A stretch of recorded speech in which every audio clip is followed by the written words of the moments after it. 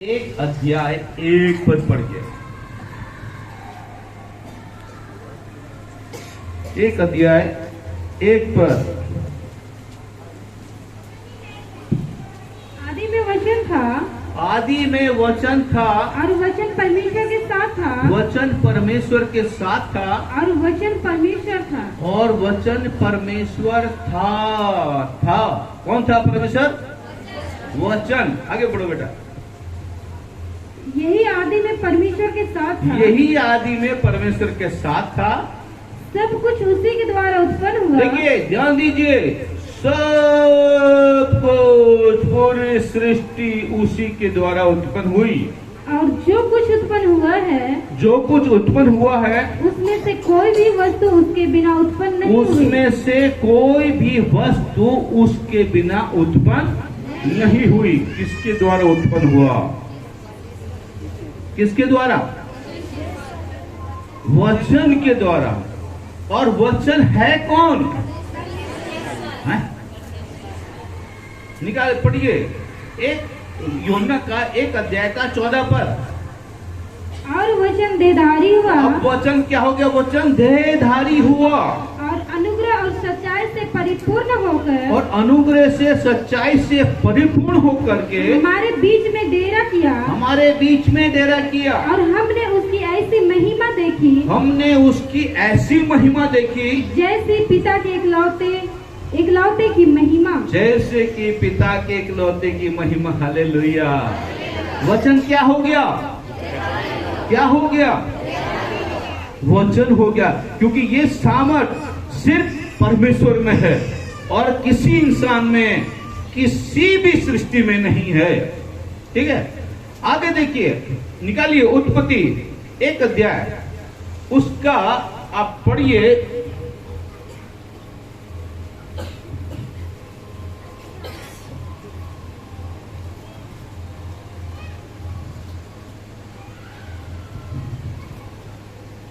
छह पद।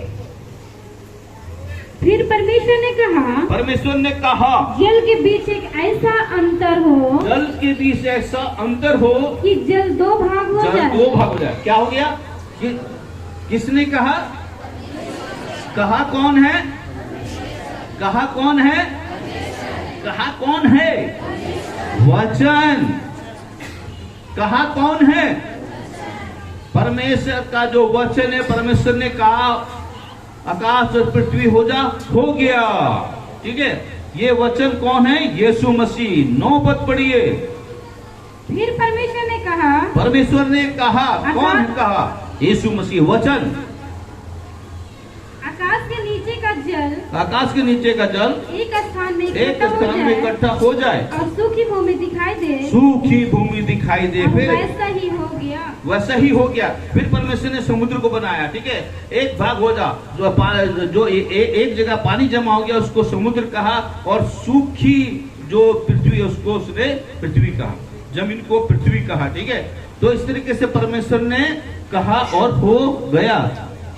आगे देखेंगे हम लोग जल्दी से। हाँ, हम लोग देखेंगे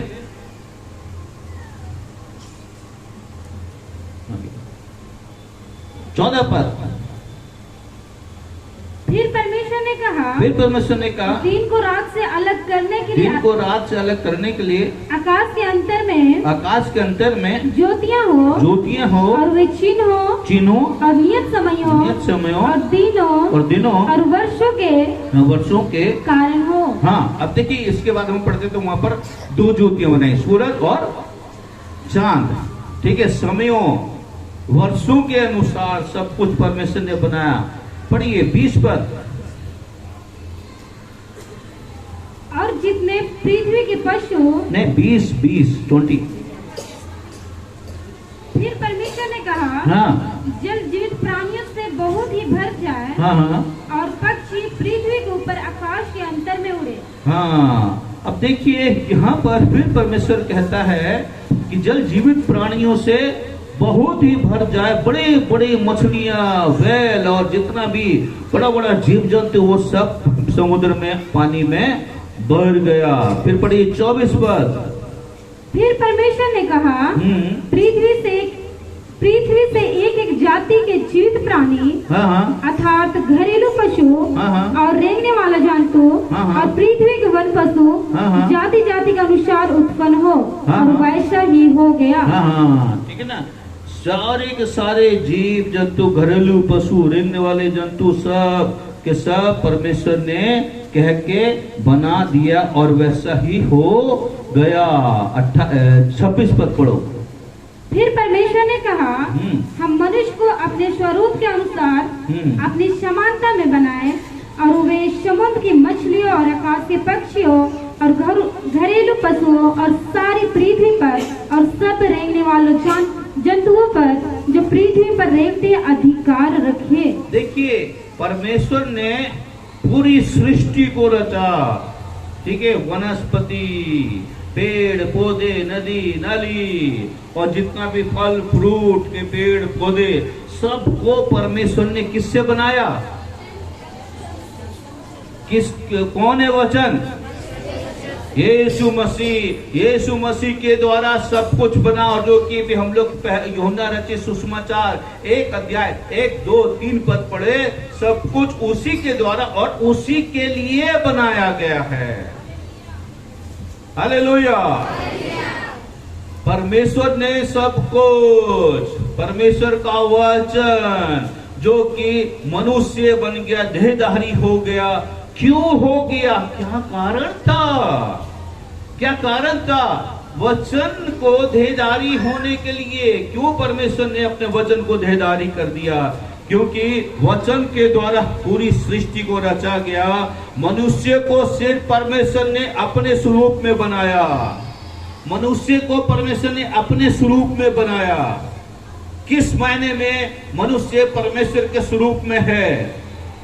देखिए, जब हम भजन संहिता उसका 8 अध्याय उसका 3 से पढ़ते हैं, तो राजा दाऊद वहां पर कहता कि हे परमेश्वर, जब मैं तेरी सृष्टि को, आकाश को देखता हूं, तारागण को देखता हूं, चंद्रमा को देखता हूं, तो मनुष्य क्या है कि तो उसकी स्तुति रखे, मगर तूने पूरा अधिकार मनुष्य को दे दिया है और अपने से थोड़ा कम बनाया है। सारा अधिकार जो कि हम लोग अभी उत्पत्ति 1 अध्याय 26 पद को पढ़े, परमेश्वर ने कहा कि आओ हम मनुष्य को अपने स्वरूप में बनाए, और 28 पद में हम पढ़ते उसी का, तो वहां पर परमेश्वर ने मनुष्य को बना के पूरा अधिकार दे दिया। हम इस सृष्टि के अधिकारी हैं। हमको परमेश्वर ने सृष्टि का अधिकारी ठहराया है। मगर अफसोस की बात कि आज बहुत सारे लोग वो इस सृष्टि बनाने वाले की नहीं, इस सृष्टि की आराधना कर रहे हैं। इस सृष्टि की आराधना कर रहे हैं, जीव जंतुओं की, पेड़ पौधों की, नदी नालियों की वर्शिप कर रहे हैं, आराधना कर रहे हैं, और जिसने उनको बनाया उसकी आराधना नहीं करते हैं। इसलिए आज मनुष्य परेशान है। इसलिए आज मनुष्य परेशान है क्योंकि सबसे पहले हम इस पृथ्वी पर जितने भी मनुष्य हैं, वो किसी भी जाति और धर्म के लोग हैं, वो सब के सब आदम और हवा की संतान हैं। और हमारे आदि माता पिता ने ही सबसे पहले परमेश्वर की आज्ञा का उल्लंघन किया। वही स्वभाव हमारे अंदर है, इसलिए आज हम भी पाप करते हैं। हमारे अंदर वो स्वभाव है, आज हम भी पाप करते हैं। मगर और इस पाप ने, वो छोटी सी आज्ञा के उल्लंघन ने परमेश्वर से मनुष्य को अलग कर दिया। वहीं से मनुष्य के ऊपर में श्राप आ गया। परमेश्वर ने आदम को कहा, तूने जो ऐसा किया है, तेरे कारण ये पृथ्वी श्रापित हो गई। पृथ्वी बहुत अच्छी थी, इसी में वो लोग आराम से रहते थे, खाते थे, पीते थे, कोई मेहनत नहीं, सिर्फ उस बगीचे की उनको देखभाल करनी थी। और जिस चीज के लिए परमेश्वर ने मना किया था, उसके लिए परमेश्वर ने जिस पेड़ के फल को खाने के लिए मना किया था, उसी फल को उन्होंने खा लिया। उन्होंने क्या किया? आज्ञा को उसकी आज्ञा का उल्लंघन किया, उसकी आज्ञा का उल्लंघन किया। जो लोग सो रहे हैं वो लोग जाग जाएं, जाग जाएं। अगर आज नहीं जागे तो आप कभी नहीं जागोगे, हमेशा के लिए चले जाओगे। परमेश्वर ने उस फल को लगाया था, पेड़ को लगाया था, उसमें ऐसा फल था जिसके लिए परमेश्वर ने मना किया था, और उसी फल को शैतान ने हवा को दिखा करके कहा, देखो। उसने देख लिया और उस फल को खाया और अपने पति को भी खिलाया, परमेश्वर की आज्ञा का उल्लंघन कर दिया। और जब तक उन्होंने फल नहीं खाया था, दोनों बहुत ही आराम से रह रहे थे। कोई पसीना, कोई गर्मी, कोई सर्दी, कोई बरसात, कोई कुछ नहीं था। कोई मच्छर, कोई बुखार, कोई कैंसर, कोई बीमारी नहीं थी। मगर जैसे ही उन्होंने आज्ञा का उल्लंघन किया, इनके जीवन में दुख तकलीफ आ गया, क्योंकि परमेश्वर से अलग हो गए।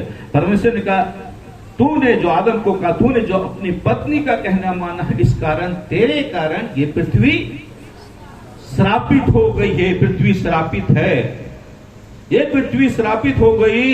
इसमें तू पसीना बहाएगा, पसीने की रोटी खाएगा। ये तेरे लिए ऊंट कटारे उगाएगी, उगाती ना, ऊंट कटारे उगाएगी तो पसीना बहाएगा, पसीने की रोटी खाएगा। और मिट्टी से बना है, मिट्टी में ही मिल जाएगा।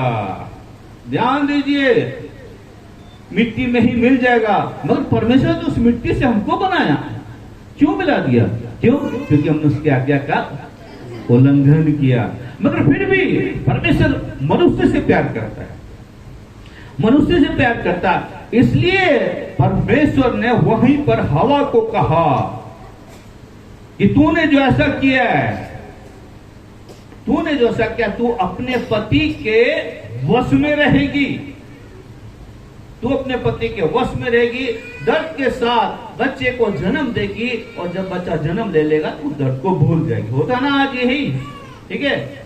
हम लोग भी, चाहे हम प्रचार करें या कोई भी बड़े से बड़ा आदमी, सबका पसीना बहता, बिना पसीना बहाए रोटी नहीं मिलती है। और सांप को कहा था, क्योंकि सांप के द्वारा शैतान ने हवा को बहकाया था। सांप को कहा था कि तूने जो ऐसा किया, मैं तेरे वंश और स्त्री के वंश के बीच में बैर उत्पन्न करूंगा। तू इसकी एड़ी को और ये तेरे सिर को वो अपनी एड़ी से कुचल देगा। किसके वंश के द्वारा? स्त्री का वंश होता है क्या? नहीं होता। मगर परमेश्वर ने क्यों कहा? देखिए भेद की बात है, क्योंकि शैतान ने सांप के द्वारा सबसे पहले किसको बहकाया? हवा को। अगर परमेश्वर आदम के द्वारा जो संतान उत्पन्न होती है उसके द्वारा शैतान के सिर को कुचलता तो कोई बड़ी बात नहीं होती। परमेश्वर ने क्या कहा? स्त्री के वंश के द्वारा तेरे सिर को कुचलूंगा। वहीं पर अपने वचन को, जिस वचन के द्वारा पूरी सृष्टि को रचा, जिस वचन के द्वारा मनुष्य को बनाया, उसी वचन के द्वारा परमेश्वर ने कहा, मैं तेरे सिर को कुचलूंगा। स्त्री का वंश। और उसके बाद में बहुत सारे भविष्यवक्ताएं, उन्होंने यीशु मसीह के लिए भविष्यवाणी करते रहे। और अंत में क्या हुआ? परमेश्वर ने अपने वचन को स्त्री के गर्भ में डाल दिया। कौन थी वो स्त्री? मरियम के गर्भ में डाल दिया। और उसके बाद क्या हुआ? यीशु मसीह जन्म लिया। इसलिए यीशु मसीह को परमेश्वर का पुत्र भी कहा जाता है। और परमेश्वर ने खुद कहा, परमेश्वर के वचन में लिखा है, मत्ती रचित सुसमाचार, जब यीशु मसीह बपतिस्मा लेकर ऊपर आए तो पर यह भविष्यवाणी हुई, देखो ये मेरा प्रिय पुत्र है, इसकी सुनो। परमेश्वर ने कहा। और यूहन्ना रचित सुसमाचार 3 अध्याय का 16 पद में लिखा है कि परमेश्वर ने जगत से ऐसा प्रेम रखा कि उसने अपना इकलौता पुत्र दे दिया। हालेलुया। कौन है यह पुत्र? कौन है? यीशु मसीह।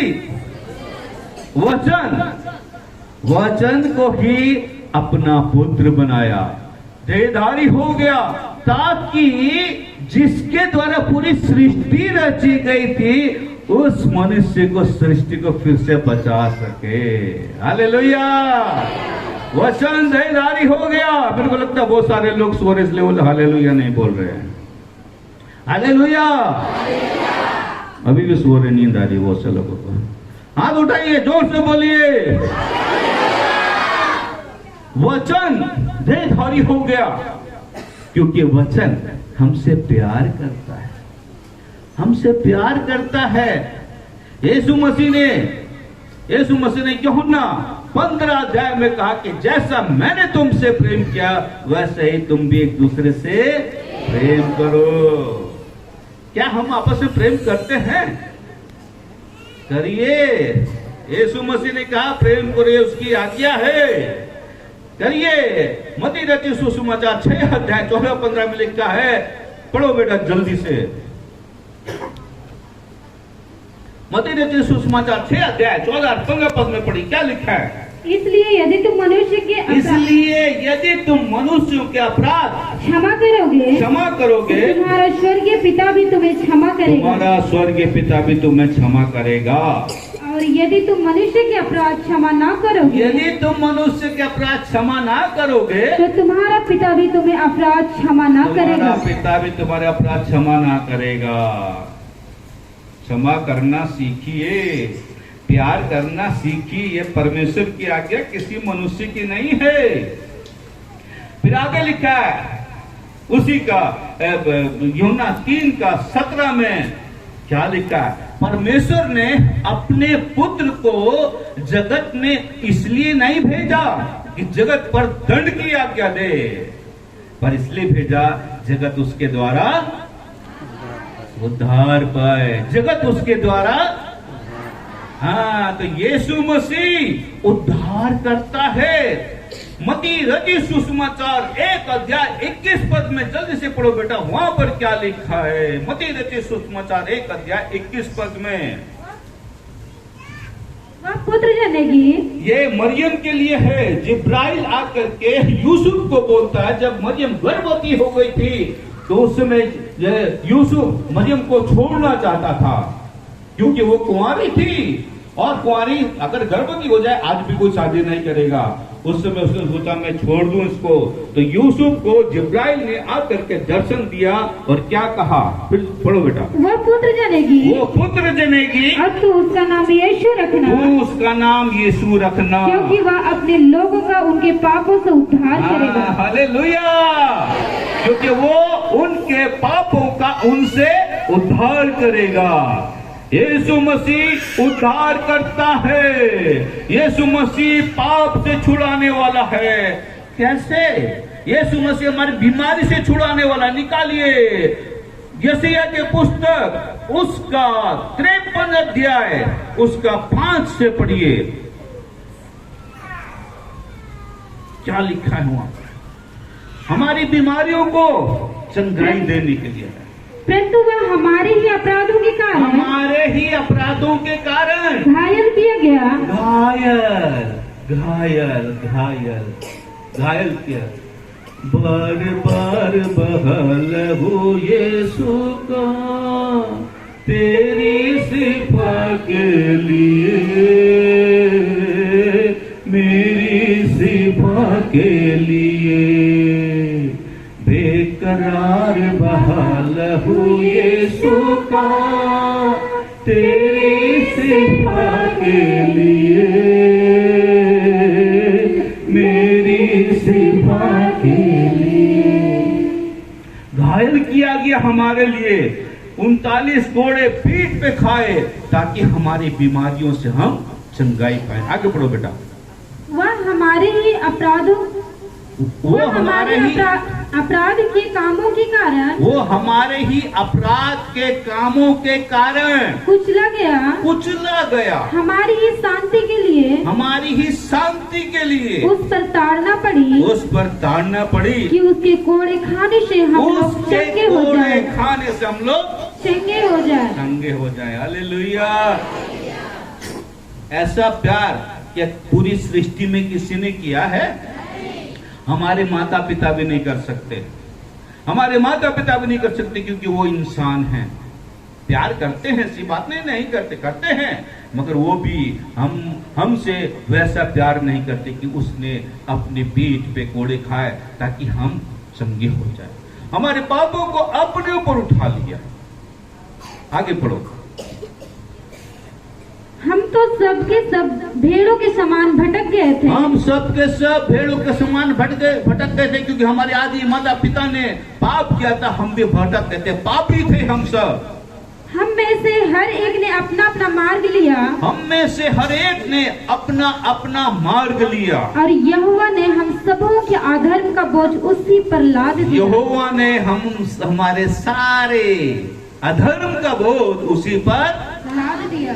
देखिए, हम पापी थे, हम भटके हुए थे, हमारे सारे पापों को परमेश्वर ने अपने वचन के ऊपर, अपने पुत्र के ऊपर में लाद दिया, ताकि हम सब लोग बचाए जाएं, हम सब लोग बचाए जाएं। इसलिए बाइबल में लिखा है, विश्वास के द्वारा अनुग्रह से तुम्हारा उद्धार हुआ है, और ये कर्मों से नहीं हुआ है, ये परमेश्वर का वरदान है, ताकि कोई घमंड ना करे। अगर कर्मों से हमको उद्धार मिलता तो परमेश्वर का परमेश्वर तक नहीं रह जाता। शैतान ने हवा को बहकाया, परमेश्वर ने स्त्री के द्वारा ही अपने पुत्र को, अपने वचन को इस संसार में भेज दिया।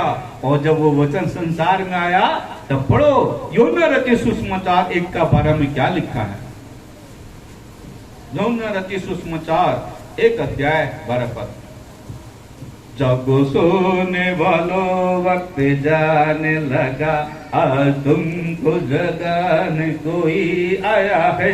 जिंदगी में किसी की सुनी ना सुनी, तुम्हें वचन सुनाने कोई आया है।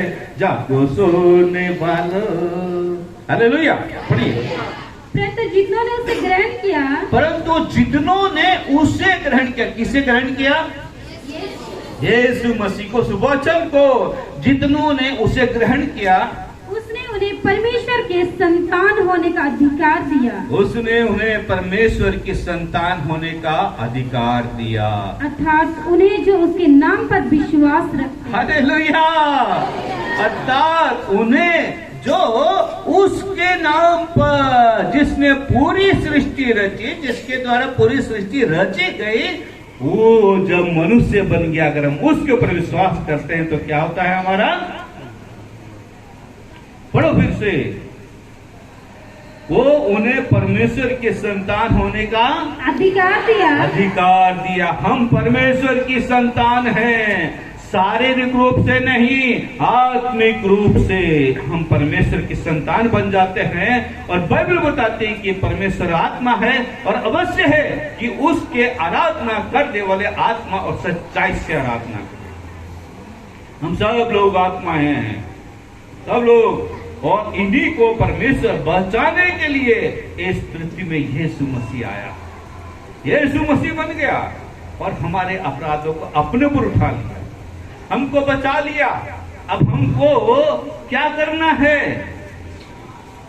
सिर्फ चर्च में आकर के दसवां देना है, दान देना है, गीत गाना है, आराधना करना, चले जाना है, और बाद में अपनी मन मर्जी करना। ये करना है ना? तो क्या करना है? उसकी आज्ञा मानना है। क्या हम ऐसा कर रहे हैं? अगर नहीं कर रहे तो आज से करना शुरू कर दीजिए। और देखिए, आपके सामने बहुत सी दुख तकलीफें आ सकती है, आएंगी, उनसे घबराना नहीं, उनसे घबराना नहीं, क्योंकि यीशु मसीह ने कहा मत्ती रचित सुसमाचार उसका 14 में शायद, कि जो अंत तक धीरे धरे रहेगा उसी का उद्धार होगा। यीशु मसीह ने प्रकाशित वाक्य 2:10 में कहा है कि प्राण देने तक विश्वासी रहे, मैं तुझे जीवन का मुकुट दूंगा। मेरे प्रिय भाई और बहनों, हम जीवन को पाने के लिए आए हैं यहाँ पर। हम अनंत जीवन पाने के लिए आए, सिर्फ शारीरिक चंगाई के लिए नहीं आए, सिर्फ संसारिक चंगाई के लिए नहीं आए, संसारिक आशीषों के लिए ही नहीं आए हैं। और हम लोग जो है ये आशीष यीशु मसीह हमको देने के लिए सदा सर्वदा तैयार है। अगर हम उसके पीछे चलेंगे, उसका कहना मानेंगे। यीशु मसीह ने कहा पहले उसके राज्य, हमारे राज्य नहीं, किसी मनुष्य का राज्य नहीं, पहले उसके राज्य और उसकी धार्मिकता की खोज करो तो तुम्हें सारी वस्तुएं मिल जाएंगी। क्यों चिंता करते हो? यीशु मसीह ने किसी बात की चिंता मत करो। क्या खाएंगे, क्या पिएंगे, क्या पहनेंगे, क्या ओढ़ेंगे?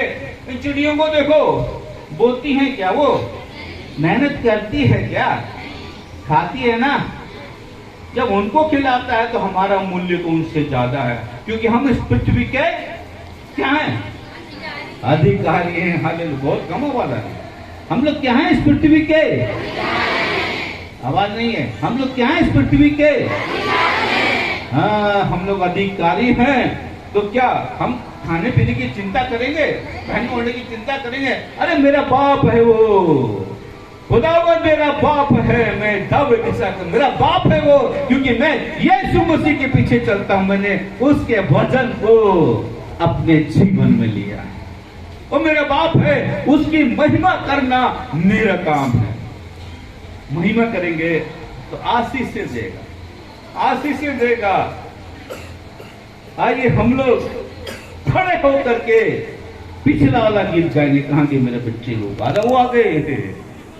मेरे जीवन में यीशु तेरा नाम जला पाता रहे।